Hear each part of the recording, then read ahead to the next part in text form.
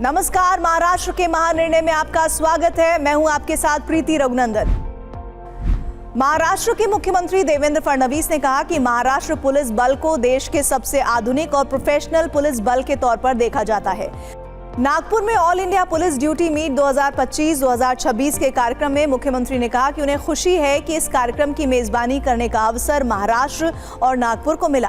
उन्होंने कहा कि साइबर जागरूकता, साइबर क्षमताएं और एआई के क्षेत्र में महाराष्ट्र पुलिस बल तेजी से काम कर रहा है। महाराष्ट्र का पुलिस बल ये देश के एक सबसे बड़े पुलिस बल के रूप में देखा जाता है। एक बहुत ही आधुनिक पुलिस बल के रूप में इसकी ओर देखा जाता है। एक बहुत ही प्रोफेशनल इस प्रकार का फोर्स महाराष्ट्र पुलिस को माना जाता है। जो नई प्रौद्योगिकी है उसमें चाहे वो एआई असिस्टेड इंजिन्स हो या फिर अलग अलग प्रकार की टेक्नोलॉजीज हो, इसमें भी महाराष्ट्र ने बहुत अच्छा कार्य किया है। मुख्यमंत्री देवेंद्र फडणवीस की अध्यक्षता में वरिष्ठ पुलिस अधिकारियों का अर्धवार्षिक सम्मेलन संपन्न हुआ। मुख्यमंत्री ने जानकारी दी कि माओवाद के खिलाफ लड़ने वाले C60 जवानों को राज्य सरकार की ओर से विशेष C60 पदक प्रदान किया जाएगा। महाराष्ट्र में मिशन कर्मयोगी के तहत 2 अप्रैल से 8 अप्रैल के बीच महासाधना सप्ताह 2026 का आयोजन किया गया है। ये अपनी तरह का पहला और भारत के सबसे बड़े टेक लर्निंग वीक्स में से एक है। इस पहल में 32 विभागों के 8.8 लाख से ज्यादा सरकारी कर्मचारी हिस्सा ले रहे हैं। इसका लक्ष्य 35.2 लाख लर्निंग घंटे पूरे करना है। यानी iGOT प्लेटफॉर्म पर हर कर्मचारी औसतन 4 घंटे सीख रहा है। ये सब 50 खास तौर पर तैयार किए गए कोर्स के जरिए किया जा रहा है। महाराष्ट्र में स्टेट ट्रांसपोर्ट बसों में यात्रा को और अधिक सुविधाजनक, पारदर्शी और डिजिटल बनाने के लिए Maharashtra state road transport corporation ने रुपए ऑन द गो NCMC सक्षम स्मार्ट कार्ड योजना शुरू की है। इस योजना के तहत आने वाले कार्ड्स का औपचारिक अनावरण मंत्रालय में मुख्यमंत्री देवेंद्र फडणवीस ने उप मुख्यमंत्री सुनेत्रा पवार और उप मुख्यमंत्री एकनाथ शिंदे के साथ मिलकर किया। इन कार्ड्स के माध्यम से यात्री ST बस यात्रा के लाभ डिजिटल तरीके से प्राप्त कर सकेंगे।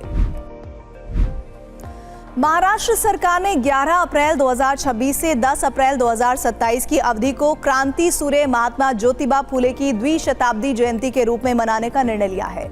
मुख्यमंत्री देवेंद्र फडणवीस ने इसके लिए गठित की गई समिति की बैठक में कहा कि क्रांति सूर्य महात्मा ज्योतिबा फुले के विचारों और कार्यों को भावी पीढ़ी तक पहुंचाने के लिए विशेष कार्यक्रमों का कैलेंडर बनाया जाए और पूरे साल सफलतापूर्वक कार्यक्रम आयोजित किए जाएं। मुख्यमंत्री ने कहा कि समिति से जुड़े विभाग को कम से कम 2 से 3 कार्यक्रम आयोजित करने चाहिए। पुणे जिले के पुरंदर में खानवाड़ी में महात्मा की स्मृति को संजोए हुए जिला परिषद विद्यालय का जीर्णोद्धार किया गया है। इस द्विशताब्दी वर्ष की शुरुआत 11 अप्रैल को खानवाड़ी जिला परिषद विद्यालय के उद्घाटन के साथ होनी चाहिए। महाराष्ट्र के मुख्यमंत्री देवेंद्र फडणवीस ने कहा कि जैन समाज का देश के GDP में महत्वपूर्ण योगदान है। मुंबई में भगवान महावीर जन्म कल्याणक महोत्सव में मुख्यमंत्री ने कहा कि जैन समाज देश के आर्थिक विकास में अपनी छोटी आबादी के बावजूद बहुत महत्वपूर्ण योगदान देता है। ये समाज व्यापार में ईमानदारी, जीवदया, गौ सेवा और दान पुण्य के कार्यों में अग्रणी भूमिका निभाता है।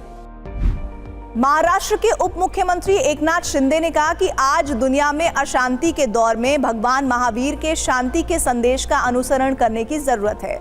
मुंबई में महावीर जैन कल्याणक महोत्सव में उप मुख्यमंत्री शिंदे ने कहा कि भगवान महावीर के सिद्धांतों का पालन करते हुए समाज की उत्कृष्ट सेवा की जा सकती है। मुख्यमंत्री माझी लाडकी बहन योजना के लाभार्थियों के लिए एक राहत भरा फैसला लिया गया है। महिला एवं बाल विकास मंत्री अदिति तटकर ने जानकारी दी है कि eKYC सुधार की समय सीमा अब 30 अप्रैल 2026 तक बढ़ा दी गई है। शिवशाही पुनर्वास परियोजना के निदेशक मंडल की बैठक उप मुख्यमंत्री एकनाथ शिंदे की उपस्थिति में संपन्न हुई। उप मुख्यमंत्री शिंदे ने निर्देश दिए कि आम जनता को उनके हक का घर उपलब्ध कराने के लिए MMRDA, SRA, महाडा, सिडको, मुंबई नगर निगम और ठाणे नगर निगम जैसी सरकारी संस्थाओं के माध्यम से रुके हुए प्रोजेक्ट्स के काम में तेजी लाई जाए।